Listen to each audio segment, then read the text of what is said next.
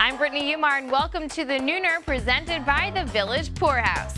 Yes, they renewed their sponsorship of our show because after watching yesterday's episode, they decided that Rex Ryan was change they can believe in. The various inaugural balls last night attracted A-list talent like Kid Rock, Stevie Wonder, Shakira, Jay-Z, Mariah Carey, and many, many others.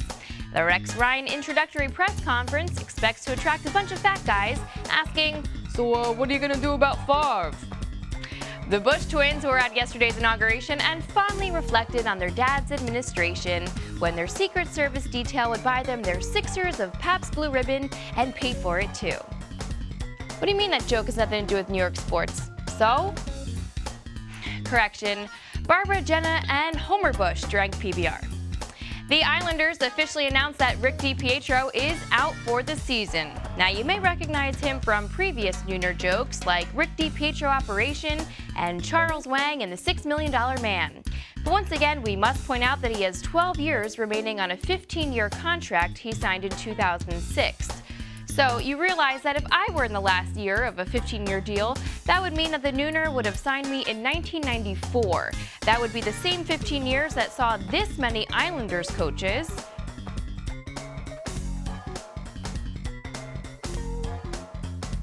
and this many playoff series victories. Maybe they'll sign the next guy to a shorter deal.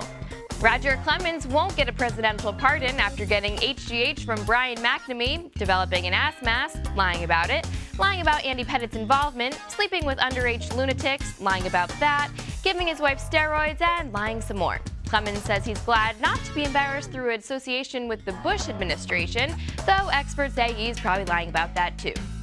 Knicks guard Chris Duhon couldn't make it to Barack Obama's inauguration yesterday. Instead, he joined teammates at a Garden of Dreams Foundation event where he taught children the virtues that got Obama to the top: optimism, courage, and the ability to avoid sexual harassment lawsuits.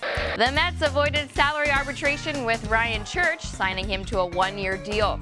This avoided a potentially contentious hearing where the Mets would have said, "How many fingers are we holding up?" And Church would have fought back, saying, "Who else you got, suckers?"